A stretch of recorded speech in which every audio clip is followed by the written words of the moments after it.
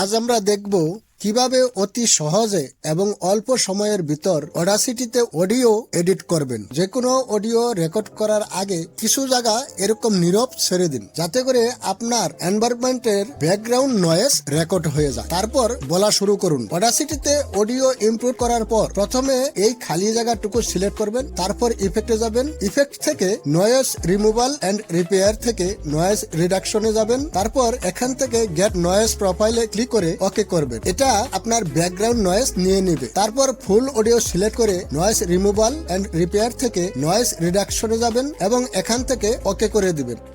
এভাবে 3 থেকে 4 বার অথবা ততক্ষণ করবেন যতক্ষণ না এই দাগটা একদম প্লেন হয়ে যায়। তারপর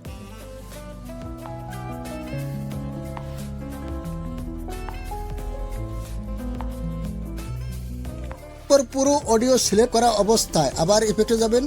তারপর ইকিউ এন্ড ফিল্টার্স থেকে ফিল্টার কার্ভ ইকিউ তে ক্লিক করলে এমন একটি পপ আপ বক্স খুলবে। এরপর এই উপরে প্রিসেটস এন্ড সেটিংস এ ক্লিক করবেন। তারপর ফ্যাক্টরি প্রিসেটস থেকে বেস বুস্টারে ক্লিক করবেন। তারপর অ্যাপ্লাই।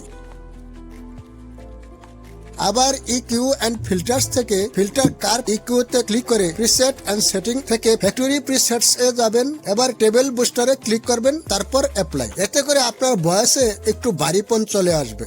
ইকিউ এন্ড ফিল্টার্স থেকে ফিল্টার কার্ভ ইকিউ তে ক্লিক করে প্রিসেটস এন্ড সেটিং থেকে ফ্যাক্টরি প্রিসেটস এ যাবেন। এবার low roll off for speech click করবেন, তারপর অ্যাপ্লাই। এর মাধ্যমে আপনার ভয়েসে যদি বেশি উঁচু নিচু টোন থাকে তাহলে সেটা নির্দিষ্ট একটা লেভেলে চলে আসবে। এরপর আবার ইফেক্ট থেকে কম্প্রেসরে যাবেন এবং এখান থেকে অ্যাপ্লাই করে দিবেন। আপনার ভয়েস যদি বেশি লাউডার হয় তাহলে ইফেক্ট থেকে ভলিউম এন্ড কম্প্রেশনে যাবেন এবং সবার নিচে থেকে নরমালাইজে গিয়ে অ্যাপ্লাই করে দিবেন।